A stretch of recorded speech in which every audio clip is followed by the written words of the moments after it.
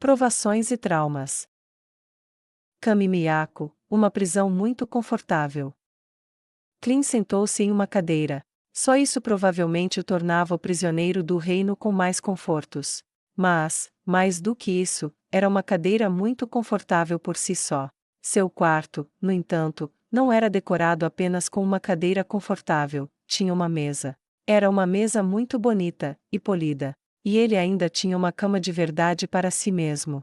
O que ele não tinha era uma arma, ou a capacidade de sair, mesmo que tivesse a primeira, não poderia fazer a segunda. Isso foi por causa de quem estava sentado em frente a ele. Uma mulher meio elfa de aparência curiosa que, quando se conheceram, carregava uma grande foice, e exigia que ele lutasse com ela, prometendo tirá-lo de lá, e até mesmo proteger sua princesa se ele vencesse, ou mesmo durasse alguns minutos. Tinha sido embaraçosamente breve, embora ele tivesse lutado, levantando-se vez após vez. Primeiro ela quebrou uma costela, depois outra costela, depois outra costela, depois outra costela. Toda vez que ela o derrubava, ele se levantava e ela o castigava quebrando outro osso. Ela, no entanto, não havia tirado a vida dele quando ele não conseguia mais se levantar porque seus ossos simplesmente não cooperavam. Isso não o impediu de tentar, e os olhos dela se arregalaram por um momento, e ela disse: "É uma pena que você não seja forte dos dois tipos, mas pelo menos é poderoso de uma maneira." Ela o deixou após a declaração enigmática que ele pensou. Soou como um elogio. Embora ele acreditasse que ela o havia deixado ir, ela realmente voltou, e usou uma poção para restaurá-lo. Só então ela se apresentou. "Eu sou Zeshi, e estarei protegendo você." Ela disse sem rodeios. Ele se levantou surpreso. "Foi por isso que você fez tudo isso? Então eu teria medo de você como minha carcereira." "Bem, não vai funcionar, eu tenho alguém para quem voltar, vou escapar daqui não importa como." Ela balançou a cabeça. "Uma coisa de cada vez." Ela disse. "Primeiro de tudo, não, eu não fiz isso para te deixar com medo. Embora eu admita que estou surpresa que espancamento não tenha feito isso. Não, eu lutei com você para ver se valia a pena ter um bebê com você." Ele corou furiosamente de um vermelho profundo, e sentou-se à mesa surpreso. "O único homem com quem vale a pena ter um filho é aquele que pode me dar um filho forte. A única maneira de saber se a criança será forte é lutar contra ele, então. Eu tentei com você. Você falhou no teste, apenas no caso de você estar se perguntando." Ela disse com naturalidade. Embora. Ela acrescentou. "Seu espírito é forte, a maioria das pessoas não consegue se levantar depois de quebrar tantos ossos, ou ser derrubado tanto, e acho que se eu tivesse permitido, você teria continuado tentando se levantar até que você morresse no chão devido aos seus ferimentos." A bizarra meio-elfo suspirou desanimada. "Se não fosse pelo azar, eu não teria sorte." Ela disse. "Então, se isso faz você se sentir melhor, você passou pela metade. Agora vamos para a segunda coisa." "Segunda coisa?" Ele perguntou. "Sim, você quer voltar para ver aquela sua princesa, certo?" Ela perguntou, e ele acenou com a cabeça rapidamente, e disse. "Sim, e eu vou." "Você quer assistir ao funeral dela?" Ela perguntou. Ele empalideceu. "Não, hein? Tudo bem, então você não quer fugir." Ela respondeu. "O que?" Clint perguntou em confusão. "Ok, obviamente eles não te contaram muito. Aqui está o negócio, garoto. Você está aqui para que a teocracia possa manter sua princesa na linha, para que ela não interfira na guerra. Desde que você seja um refém, ela vai ficar na encolha, mas se você escapar, então para evitar que ela interfira, ela será morta." Zeshi disse indiferentemente. Clint começou a tremer. "Você está entendendo agora?" Zeshi disse com um aceno de cabeça satisfeito. "Então se você quer salvar sua amada princesa, então você precisa cooperar comigo, e conosco, e permanecer como um refém quieto e obediente. Faça isso, e vamos deixar você ir quando a guerra acabar, e ela não puder trabalhar contra nós de maneira significativa. Se você representa uma grande ameaça à segurança, isso a torna uma ameaça, e já que você é o guarda-costas dela, bem, quem é responsável por sua segurança?" Zeshi disse do outro lado do cômodo, girando de passagem sua foice na ponta como se fosse perfurá-la na pedra onde ficava a ponta dela. "Eu vou ser." Ele respondeu. "Bem, se você escapar, não que você possa, mas se você conseguir, ou se pensamos que você poderia, então nosso próximo passo é tirar a vida dela, e antes que você pergunte, o antigo rei foi morto na mesma noite em que você foi levado. Se pudermos matar um rei, imagine uma terceira princesa. Zexi terminou sua explicação com razão fria. Então você vê, sua melhor aposta em mantê-la viva, é ficar bem aqui. Não podemos matá-la porque perderíamos nossa vantagem sobre ela, e não vamos matá-la precisamente porque temos você. Então, se você coopera comigo, e faz com que este trabalho não me aborreça pra caralho. Não haverá algemas, não haverá amarras, a comida será decente, e você manterá seu conforto. Você trouxe algum entretenimento, e tudo o que você precisa fazer é permanecer leal o suficiente à sua princesa para não tentar escapar. Que tal isso? Ela perguntou antes de acrescentar. Se não for bom, então posso simplesmente matá-la por tentar escapar, e ela estará morta antes de descobrir que você está. O que será? Clint engoliu a saliva em sua boca, e respondeu. Tudo bem. Mas se alguma coisa acontecer com ela? Ele começou, e Zexi perversamente se inclinou como se estivesse prestes a ouvir uma história obscena. Ela colocou o queixo na palma da mão, e o encorajou. Sim, e se? Ela perguntou, e ele ficou quieto. Zexi suspirou. Que chato. Ela disse, e ela o lembrou vagamente de Gagara naquele momento. Ele meio que esperava que ela o chamasse de menino frutinha. No entanto, ela o visitava com uma frequência surpreendente, de modo que Clint realmente começou a gostar de sua companhia. Mesmo que, toda vez que ela o visitava, ela jogava sua espada para ele, e dissesse que não apenas o libertaria, mas certificaria de que sua princesa estava segura no processo. Se ao menos ele pudesse vencê-la. O que ele tentou fazer, e todas as vezes que tentou, acabou apenas se embaraçando com um fracasso. Ela o curou todas as vezes, e não poderia ter sido barato. Clint sabia muito bem como as poções de cura eram caras, mas não fazia muito sentido ela continuar fazendo isso. Depois de sua 12ª visita em tantos dias, ele perguntou a ela enquanto ela despejava outra poção de cura cara nele. Por que você me visita? Você não tem coisas mais importantes para fazer do que me bater todos os dias. Talvez. Zexi deu de ombros, e jogou o copo caro fora como se fosse lixo. Mas, por outro lado, talvez eu esteja me perguntando quantas surras seriam necessárias para quebrá-lo. Ou, talvez eu goste que você continue se levantando até que seu corpo não o deixe mais. Talvez eu esteja esperando você ficar mais forte, talvez eu esteja até um pouco impressionada com a sua falta de vontade de desistir apesar de enfrentar o lutador mais poderoso de todo o mundo. Ela acrescentou outro encolher de ombros enigmático, e sentou-se. Ela levantou uma sobrancelha quando ele riu enquanto se levantava lentamente novamente. Oh, você não é o mais forte, você não está nem perto. Clint disse com toda a seriedade. Isso a deixou intrigada. Quem? Quem é mais forte, e como você sabe? Zexi perguntou com um brilho fanático em seus olhos que vagamente perturbou Clint. Um homem chamado Sebas. Eu sei que ele é mais forte porque eu o vi. Ele poderia ter me matado apenas com sua intenção de matar, eu o vi se mover, e ele é mais rápido que você. Eu o vi matar Zero na minha frente, Zero é, ou era, um dos monges mais fortes do mundo, mas Sebas levou um golpe em cheio no peito, e não se moveu nem um centímetro, e então matou Zero com um golpe. Você é forte, mas ele está em outro nível. Clint respondeu com absoluta confiança. Longe de se sentir intimidada, Zexi começou a se contorcer com a descrição como se não pudesse conter sua excitação. Diga-me onde posso encontrá-lo. E vou tirá-lo daqui agora mesmo, vou até buscar sua princesa para você, e levá-lo a algum lugar seguro fora do alcance da teocracia. Ele piscou, ele só acreditou parcialmente em suas promessas, mas quando ela o agarrou, e apertou seus ombros, e o encarou nos olhos. Então ele acreditou de todo o coração que ela estava falando sério.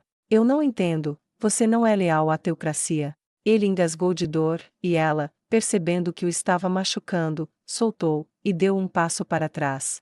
Tipo, ela disse. Eles resgataram minha mãe depois que ela foi estuprada pelo rei elfo, e eles me criaram, me treinaram para lutar, e prometeram que eu teria uma chance de matar meu pai. Eles me chamam de esperança da humanidade. Ela bufou. A verdade é que tudo o que eu quero é uma luta que não posso vencer, e além disso, sou meio elfo, o que significa que eles me consideram inferior.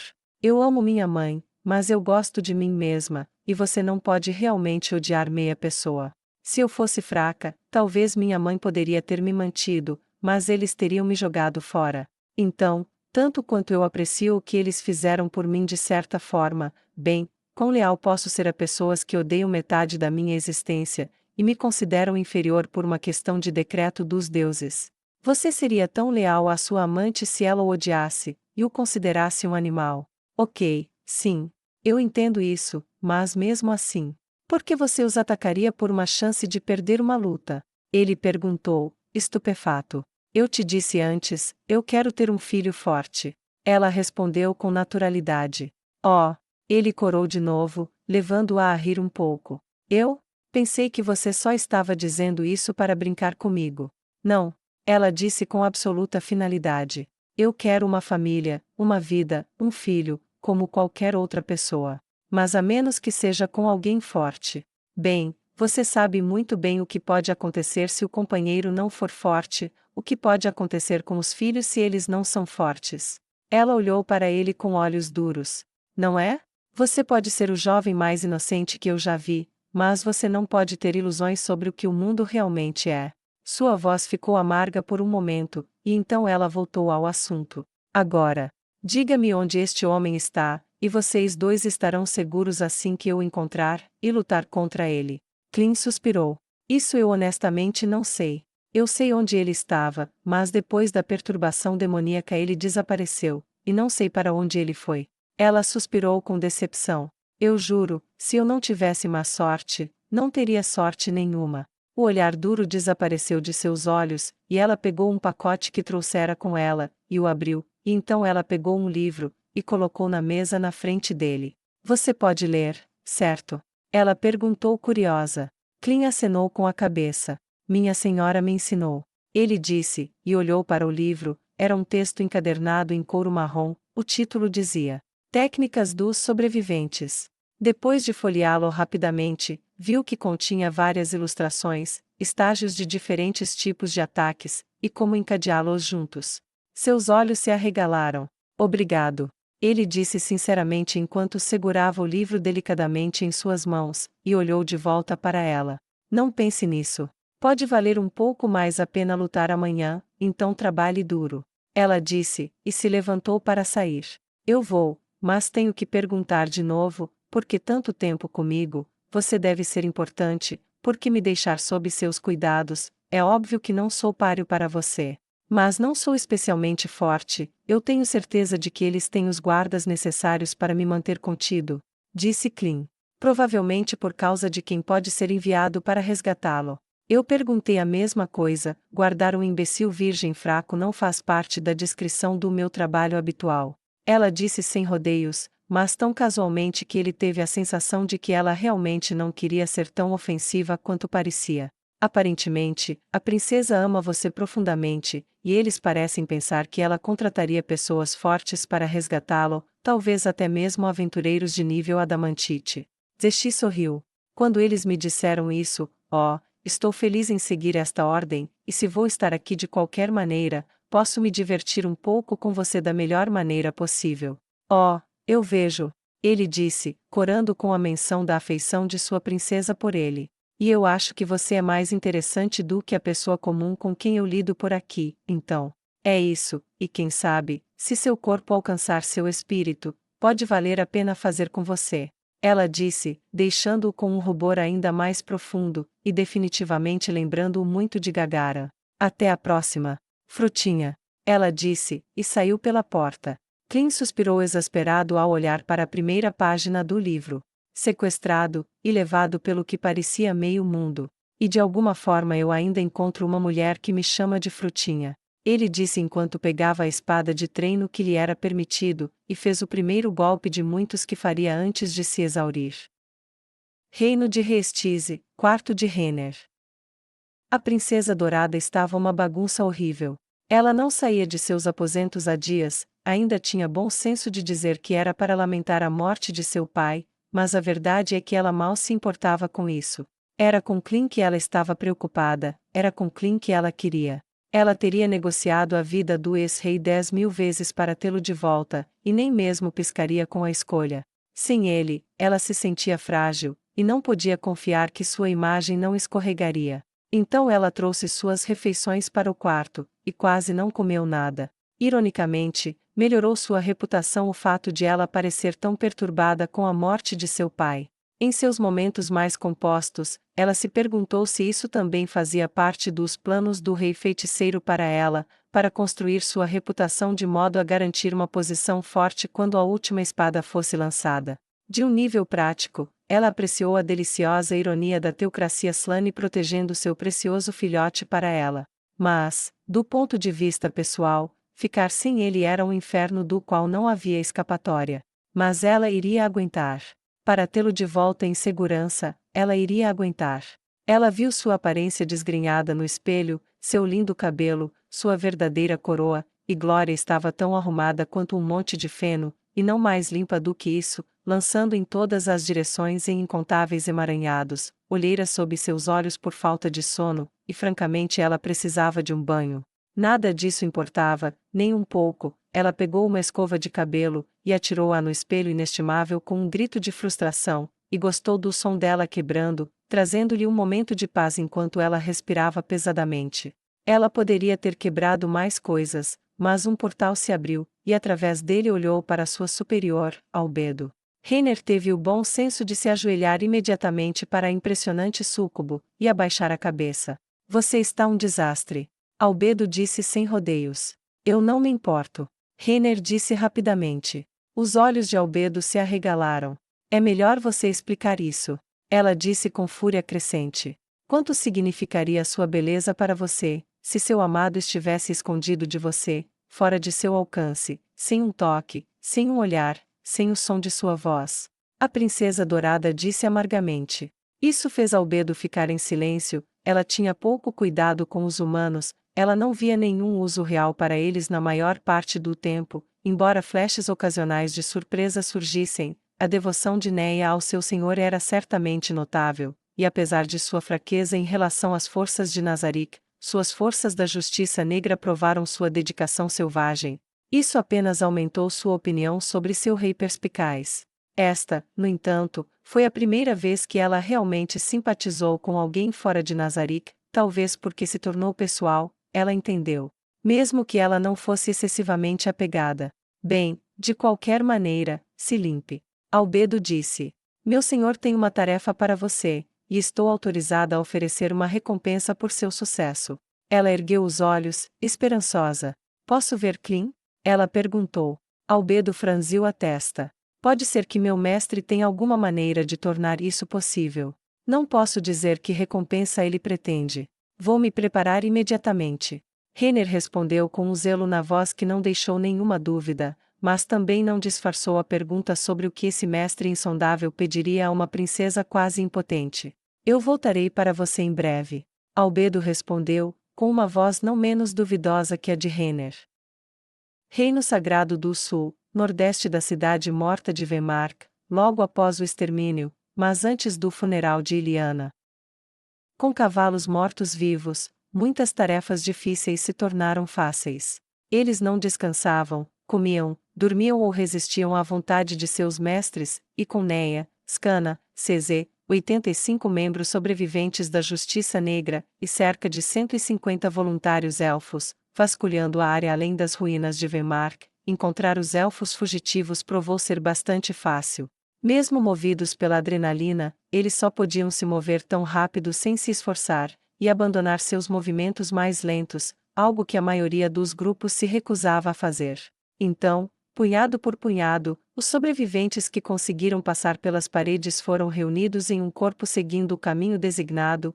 Levou 2 dias inteiros para eles terem certeza de que pegaram quase todos os que escaparam, mas ainda era muito melhor do que eles poderiam esperar sem a ajuda do Deus da Justiça. Neia quase não disse uma palavra o tempo todo, exceto para notificar os outros sobre uma observação, dar uma ordem ou anotar um relatório.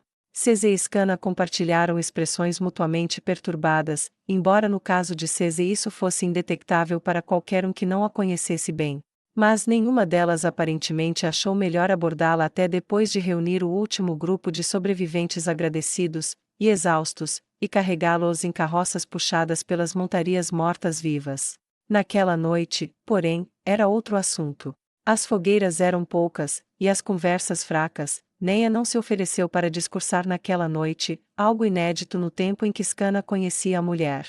Ela observou sua amiga, comandante, sua amante. E seu único olho bom se encheu de lágrimas. Ela tinha visto Neia ferida antes, quando a espada de remédios praticamente a rasgou. Neia não tinha quebrado. Ela tinha visto Neia chorar quando o medo começou a sair dela quando ela quase foi chicoteada em Yanana. Ela tinha visto Neia furiosa quando a mulher derrubou o governo da cidade de Prarte. Ela a vira derramar lágrimas por cidadãos caídos, e companheiros adoradores de seu Deus comum. Nunca embora. Ela nunca tinha visto.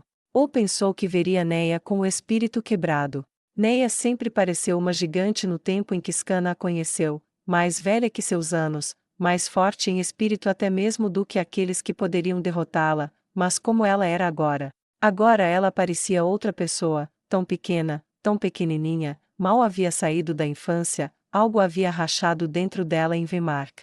Ela sentou-se diante do fogo olhando para ele como se estivesse de volta à cidade do mal, como se estivesse assistindo às chamas consumindo tudo novamente enquanto seu apelo por um milagre divino foi respondido pela própria ira do único Deus remanescente do mundo. Na maioria das vezes Scana sabia ou tinha uma boa ideia do que Neia estava pensando, mas agora ela sentia como se não fosse Neia sentada ali. Foi profundamente perturbador.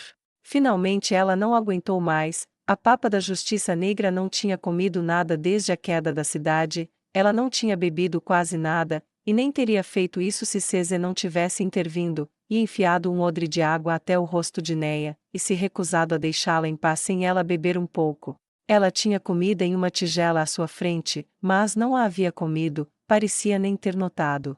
Então Scana levantou-se lentamente da rocha em que estava sentada, e vendo-a fazer isso, Cese também se levantou, e elas se aproximaram de Neia juntas. Scana se abaixou, e tocou seu ombro. Ela não parecia nem mesmo ver Scana ali, ou ter qualquer consciência de sua presença até que o toque a fez olhar para cima. Ei, escute, você precisa descansar, vamos lá, vamos dormir um pouco. Ela disse para Neia. Sim, durma, acrescentou Cese. Neia balançou a cabeça. Não posso. Ela disse. Bem, venha de qualquer maneira. Ela se agachou na frente de Neia, dois olhos se encontraram quando Cese se moveu para o lado de Neia. Eles não precisam ver você assim. Scana sussurrou baixinho. Eles são seus seguidores, você não pode brilhar enquanto está sentada na escuridão. Eles não deveriam me seguir. Ela disse suavemente, olhando para a tigela em sua mão, e realmente não vendo. Eu matei 15 pessoas minhas, e isso é ruim o suficiente, mas cometi um erro, e matei um monte de pessoas inocentes também. Seguir-me é bom se você é suicida, mas não se você quer viver, não se você quiser. As palavras suaves de Neia foram interrompidas quando Cese fez algo incomum para ela. Ela se abaixou, agarrou o ombro de Neia, e apertou dolorosamente forte, tão forte que Neia deixou cair a tigela em choque com a dor, e antes que ela pudesse terminar de levantar a cabeça para olhar para Cese, a empregada demônio puxou para cima, forçando Neia pôs-se de pé, e começou a marchar de volta para a tenda improvisada. Se não fosse pela escuridão, poderia parecer que houve uma luta, mas sua ação foi tão rápida, e com tanto controle que ela agiu, parecia que ela estava simplesmente levando a papa de volta ao seu lugar de descanso. Scana seguiu surpresa com a ação atípica da empregada demônio guarda-costas, e quando elas estavam sozinhas na tenda, antes que Scana ou Neia pudessem perguntar do que se tratava, Cese deu um tapa na cara de Neia. Ficou claro que não era para ferir, com muito do poder retirado dele, mas doeu mesmo assim. Neia tocou o lado de seu rosto, e olhou para Cese em total confusão. Scana questionou se seu único olho a estava enganando. Errado, disse Cese. Eu falhei. Neia disse em uma voz que era mais um gemido do que qualquer outra coisa. Errado. Cese disse, e deu um tapa na outra bochecha dela. Iliana está morta por minha causa. Morta? E tantos outros além. Você não viu o que aconteceu.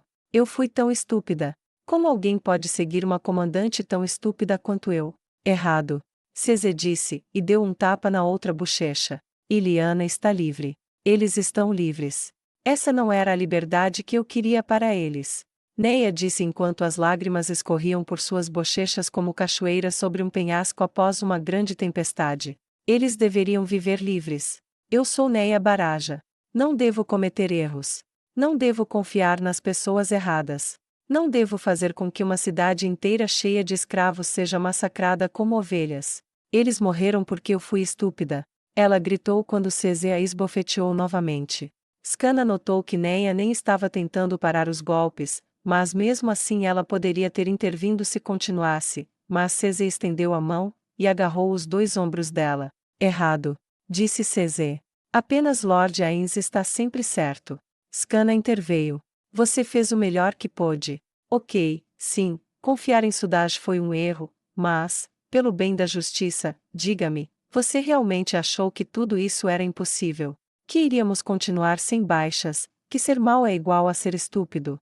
Que eles não iriam contra-atacar, e que simplesmente deixariam você agir impunemente? Honestamente, sim, Sudaj foi um erro grave, mas tudo isso foi um grande risco, não importa o que, eles provavelmente teriam descoberto o que estava acontecendo de qualquer maneira, mesmo sem ele. Neia não tinha mais nada a dizer então, e ela lentamente caiu de joelhos. O peso dos últimos 3 dias, o massacre, era um fardo pesado que seu corpo não podia mais carregar sozinho, e quando ela caiu de joelhos, Skana gentilmente tocou o ombro de Cese, e disse suavemente: Eu a peguei, por favor, certifique-se de que o acampamento está seguro. Cese nem se incomodou em acenar com a cabeça, ela simplesmente saiu quando Neia caiu nos braços de Skana, sua cabeça no peito de Skana, e começou a chorar como um bebê. Ela nem teve forças para levantar os braços para retribuir o abraço que Skana deu a ela. Eu matei todos eles, eu prometi a eles um futuro, e os matei em vez disso.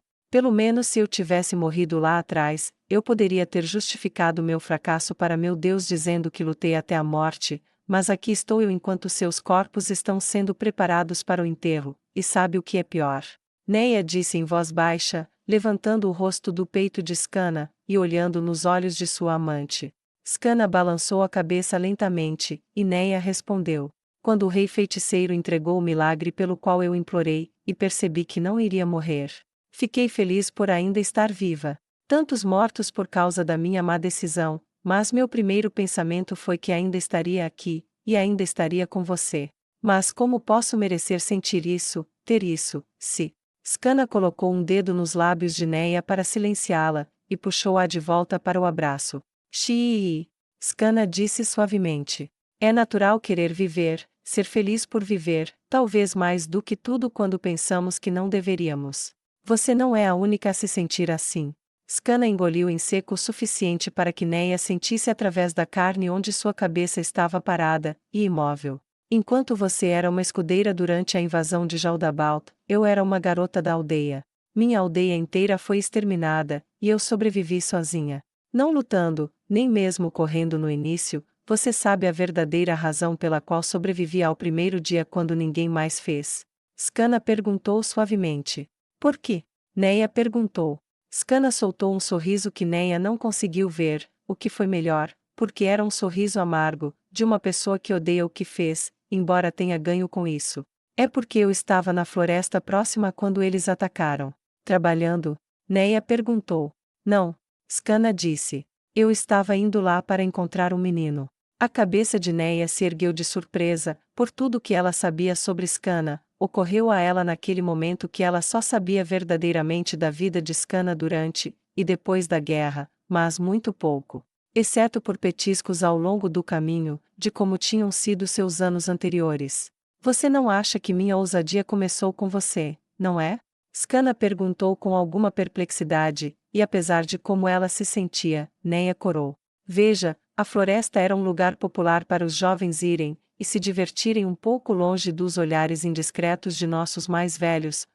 Tenho certeza que eles fizeram a mesma coisa quando tinham nossa idade, e provavelmente seus pais antes deles, mas na época todos nós nos considerávamos tão espertos por ter encontrado uma maneira de brincar sem olhares predadores. Havia um menino lá, um homem realmente, quando eu tinha uns 19 verões de idade, ele tinha 24 deles, e ele. Bem, ele tinha uma esposa. Neia ouviu, mas não disse nada. Skana continuou. Não estou orgulhosa disso. Mas, bem, eu o queria, pelo menos para me divertir. Também não doeu que eu não gostasse da esposa dele, uma idiota. Ele tinha olhos lindos, verdes como grama, cabelo loiro sujo, e braços como troncos de árvore. Ele me fazia sentir bonita, e eu queria mais do que ele deveria dar, já que ele era casado, e tudo. Mas eu era impulsiva, estúpida, eu acho. Então eu flertei um pouco com ele, me exibi um pouco, você sabe. E então eu disse a ele que estaria na floresta ao meio-dia no dia em que ele normalmente saía para cortar lenha. Scana suspirou pesadamente, e balançou a cabeça. Deus, isso foi estúpido. Ela disse suavemente. Eu esperei por ele lá fora, pensei que ele viria me buscar, mas ele não veio, então esperei por um longo tempo, até que ouvi os gritos, e eu corri para a beira da floresta, e vi os demi-humanos. Ela engoliu em seco. Eu me escondi lá. Eu? Scana, a ousada. Eu era Scana, a sedutora traidora. Scana a covarde, Scana a traidora, Scana a tola. A amargura encheu sua voz, e Neia sentiu as lágrimas de sua amante escorrer para o topo de sua cabeça. Ela sentiu Scana engolir em seco novamente. Deus, eu era uma garota estúpida e ingênua. Eu me escondi, e observei enquanto tudo, e todos que eu conhecia eram mortos. Tenho certeza que ele ficou com a esposa, foi onde encontrei o corpo dele quando voltei para verificar se alguém tinha sobrevivido. Os poucos que sobreviveram não eram realmente parte de nossa aldeia, nenhum dos meus sobreviveu, o homem que eu esperava desfrutar não, e a única razão pela qual eu fiz isso foi porque eu era horrível, e porque eu era uma covarde. Essa foi a primeira vez que eu me odiei por quem eu era. Foi por isso que tentei mudar, porque as pessoas que mereciam viver morreram, e eu que deveria ter morrido, ganhei uma vida que não merecia. Escondida, correndo, eu e alguns outros com quem me relacionei fizemos o possível para passar por mais um dia. Por que você me contou tudo isso? Neia perguntou. Por que agora?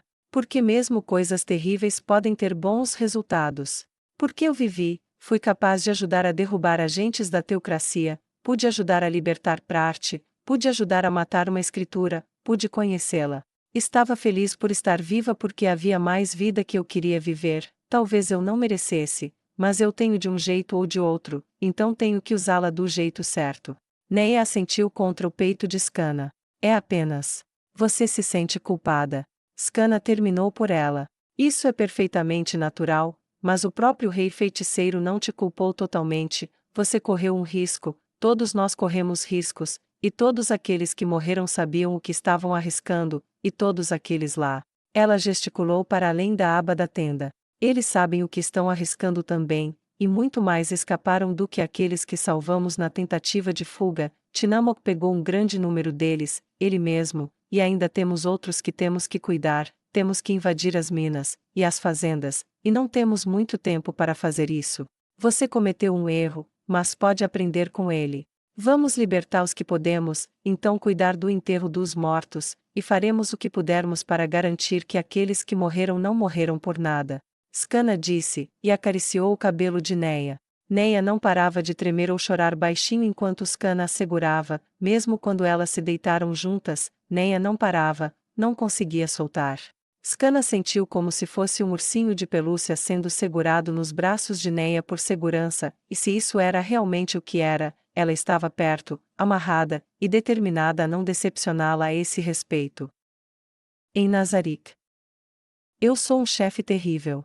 Ains disse enquanto observava Neia e Scana conversarem. Eu coloquei muita coisa em alguém tão jovem, mais do que deveria. Agora acho que ela tem transtorno de estresse pós-traumático. Ains suspirou para si mesmo enquanto ficava sozinho olhando para o espelho de visão remota. Ele coçou o queixo enquanto pensava sobre o que fazer sobre isso, e ao fazê-lo, percebeu que teria que lidar com isso muito mais no futuro próximo, então convocou Pestônia e Mare para o seu lado, quando ele foi para a biblioteca de Ashurbanipal. Quando a cachorra e o menino elfo caminharam logo atrás dele, ele olhou para Pestônia e perguntou: O que você sabe sobre trauma no campo de batalha? Au au. Das feridas físicas, tudo o que há para saber, au au. E o trauma mental? Ains perguntou. Alguns, au. Ela respondeu. Isso vai ter que mudar. Ele disse. Ao seu comando, senhor, au. Ela disse. Ele foi até o catálogo de cartões, e o folheou com cuidado. Ahá! Ele disse suavemente, e ordenou que um livro fosse trazido a ele, e então o entregou a Mare. Abra. Ele disse, e ele fez, e começou a folhear as páginas. Sua tarefa é a seguinte: eu quero que você escolha um terreno além de Irrantel, qualquer terreno que você goste, e eu quero que você construa um lugar de sonho. Construa jardins, fontes, crie riachos de água fluindo suavemente, árvores floridas. Crie edifícios com camas confortáveis e os ambientes mais seguros. Você fará um paraíso de grama e conforto natural. Quando terminar de construir isso, você levará seus planos ao imperador, e construirá um lá também. Cada um deve ser grande o suficiente para acomodar várias centenas a vários milhares de pessoas em conforto absoluto, e quando terminar, ele rabiscou um nome em um pedaço de papel, e o entregou a Mare. Dê-lhe este nome, e instrua o imperador para usar este nome para seu próprio centro. Quando o espaço estiver pronto no reino sagrado, esteja preparado para fazer a mesma coisa e dê-lhe este nome. Ele rabiscou outro nome em outro pedaço de papel. Mare olhou para os papéis. Casa de Neia. Refúgio de Epizelus. Casa de Iliana. Ele olhou para o seu senhor em grande confusão. Meu senhor, posso perguntar. O que é isso? Chame de penitência. Chame de coisa certa. Ou simplesmente chame de vontade do rei, e faça. Disse Ains. Os olhos de Mare se ergueram para ele em surpresa com o que soou como uma repreensão. Ains imediatamente percebeu como o que ele disse soou, e ele se ajoelhou na frente do menino elfo, e tocou seu ombro. Não, Mare, não estou bravo com você, apenas com a tolice louca deste mundo que cria um sofrimento tão inútil, e que preciso impor a vocês, filhos maravilhosos, de meus preciosos amigos, para consertar tudo. Os olhos de Mare se encheram de lágrimas, comovidos. Iliana era uma elfa que meu servo humano mais dedicado se esforçou para ajudar. A elfa foi morta, junto com muitos outros, e isso traumatizou profundamente meu servo. Então, 2 deles são nomeados em sua homenagem, para mostrar Neia que eu não a invejo pelo que deu errado. A outra leva o nome da elfa, para que meu servo saiba que a mulher que ela tentou salvar ainda terá um legado após sua morte. A terceira leva o nome do primeiro homem que já foi conhecido por ter sofrido grande trauma e sofrimento pessoal em sua mente tanto quanto em seu corpo como resultado de guerra e conflito. Para ser um rei digno, devo cuidar daqueles que sacrificam corpo e mente para cumprir minha vontade e proteger meu povo. Se eu não puder cuidar deles depois que eles sofrerem, não devo mandá-los sofrer, e a guerra à frente criará muitas vítimas que não morrerão no corpo, mas no espírito. Essas instalações são construídas de acordo com as usadas para tratar essas condições nos tempos antigos, para criar um paraíso calmante que permite que a mente se recupere. Ele se voltou para Pestônia. Você reunirá viúvas que perderam seus maridos em conflitos anteriores, elas precisarão de trabalho, chame-as para virem ao seu serviço, e você as treinará para cuidar e confortar os feridos de corpo e mente. Elas serão escolhidas para esta tarefa porque incontáveis campos de batalha ao redor dos mundos que conheci antes deste. O chamado eterno para o toque e resgate de uma mãe veio dos lábios dos feridos. Além disso, você deve juntar filhotes, que você criará para oferecer conforto e serviço. Os detalhes estão neste livro, e em outros, você aprenderá seu conteúdo, supervisionará todo o treinamento relevante, e quando chegar a hora, faremos o que pudermos para reconstruir o que está quebrado, tanto no corpo quanto dentro de suas mentes e almas. Au. Como você comanda, Senhor? Ela disse. Vocês 2 estão dispensados. Vá em frente. Ains respondeu. Eu tenho uma reunião para participar. Ele disse, e saiu para se encontrar com a princesa Renner.